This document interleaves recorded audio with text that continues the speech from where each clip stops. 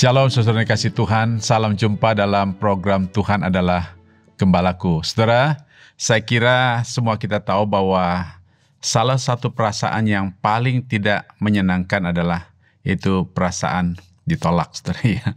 Saudara pernah ditolak ya? Atau tidak pernah ditolak? Nah, saudara-saudara, ketika seseorang ingin menyatakan cintanya kepada seseorang, saudara, lalu ditolak, itu hal yang menyakitkan.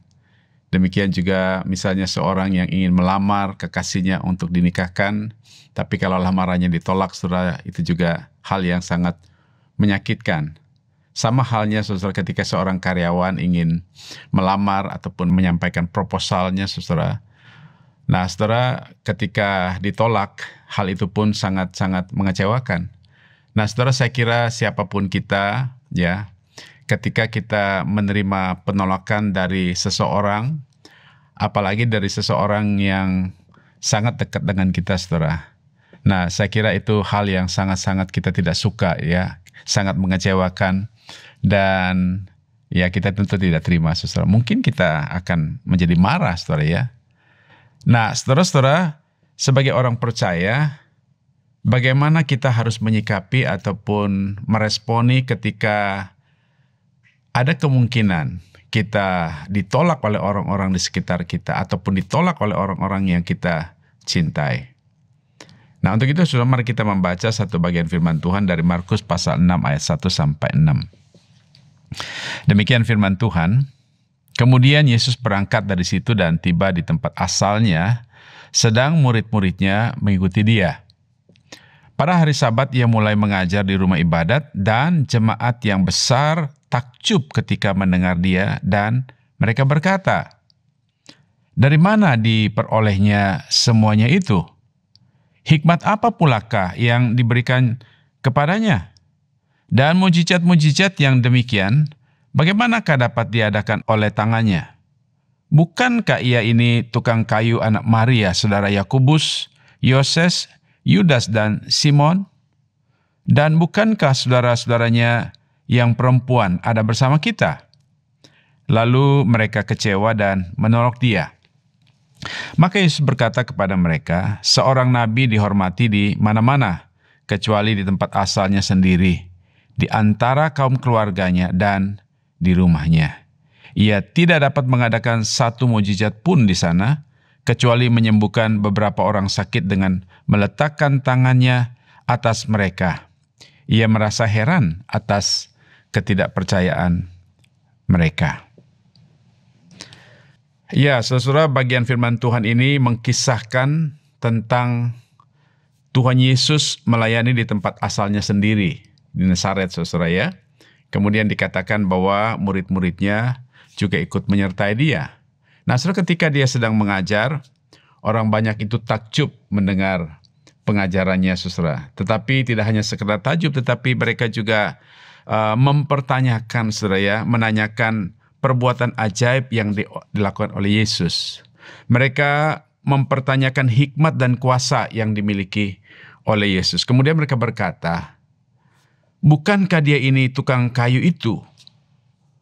Saudara-saudara, ketika mereka mempertanyakan pertanyaan ini bukan karena ingin tahu ataupun ingin konfirmasi tentang siapa Yesus, tetapi saudara, sebenarnya ini adalah ungkapan sebuah penolakan, saudara ya, tentang siapa Yesus ataupun tentang apa yang Yesus lakukan. Lalu saudara, orang-orang banyak itu kecewa, menolak dia.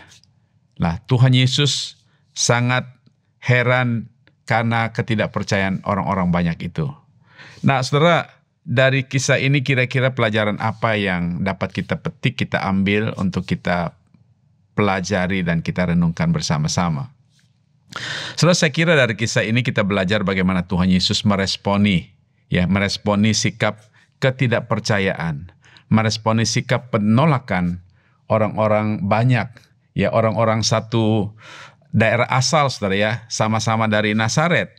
Nah, saudara, menurut seorang penafsir Alkitab bahwa pertanyaan bukankah dia ini anak tukang kayu, sekali lagi pertanyaan ini bukan pertanyaan ingin tahu, tetapi pertanyaan ini adalah pertanyaan bentuk penghinaan dan penolakan secara halus. Nah, saudara, ketika Yesus dihina dan diolok dan ditolak,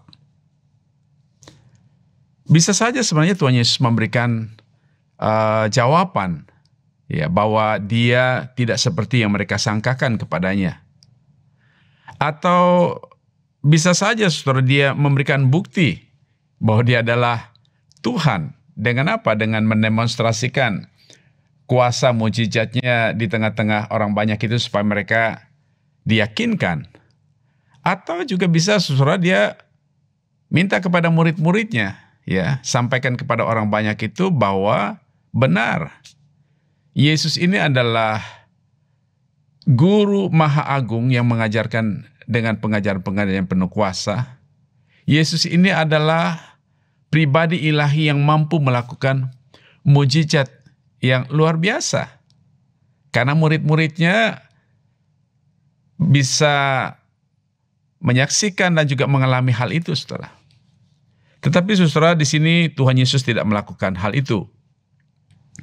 Justru Tuhan Yesus hanya berkata kepada mereka di dalam ayat yang keempat, saudara, ya. Di situ dikatakan Tuhan Yesus, seorang nabi dihormati di mana-mana, kecuali di tempat asalnya sendiri, di antara kaum keluarganya dan di rumahnya. Saudara, tafsiran dari seorang ahli tafsir Alkitab yang bernama Matthew Henry mengatakan bahwa ungkapan ini mengandung kata-kata memaafkan. Ya.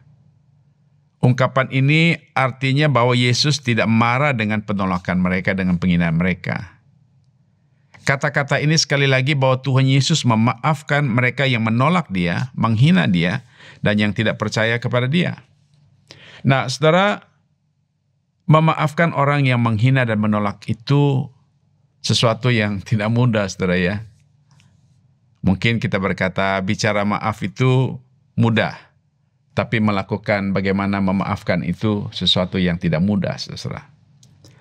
Nah, saudara, Yesus di sini tidak hanya mengajarkan hal-hal memaafkan, seperti di dalam Markus pasal 11 ayat 25, ya, saudara. Tetapi juga di sini Yesus memberikan contoh ataupun memberikan teladan bagaimana cara memaafkan. Nah, ingat saudara, ketika Tuhan Yesus disalib, ada satu kata-kata yang luar biasa yang sering disebut the golden voice of Jesus. Dia berkata, ya Bapa, ampunilah mereka sebab mereka tidak tahu apa yang mereka perbuat.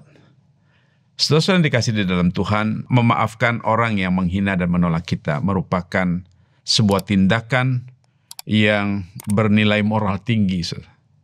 Tidak ada tindakan yang paling tinggi, ya, dibandingkan selain memaafkan orang lain. Biasanya ketika orang menghina kita, menolak kita, kita akan memikirkan cara bagaimana kita membalas, ya, dengan cara yang sama. Nah, oleh sebab itu, saudara, ketika seseorang mampu memaafkan orang-orang yang menghina dan menolaknya, ini merupakan sebuah tindakan ilahi yang dikerjakan oleh Roh Kudus di dalam kehidupan setiap orang percaya. Artinya sesungguhnya setiap orang yang percaya, yang menerima Roh Kudus dalam hidupnya, dia adalah orang yang mampu untuk memaafkan kesalahan orang lain. Untuk itu, saudara, mari kita sebagai orang yang sudah mengalami pengampunan yang berlimpah-limpah daripada Tuhan itu, juga belajar untuk memaafkan dan memberikan pengampunan kepada orang-orang yang bersalah kepada kita. Saudara, biarlah kiranya firman Tuhan ini menolong kita bagaimana kita menyikapi, meresponi ketika mungkin kita menghadapi realita. Ada penolakan kecil atau besar, atau penghinaan yang sederhana atau tidak, saudara. Biar kita sebagai orang percaya, mohon pimpinan Roh Kudus, supaya kita belajar seperti Yesus untuk memberikan pengampunan ataupun memaafkan orang-orang yang bersalah kepada kita. Mari kita tunduk kepala, kita berdoa.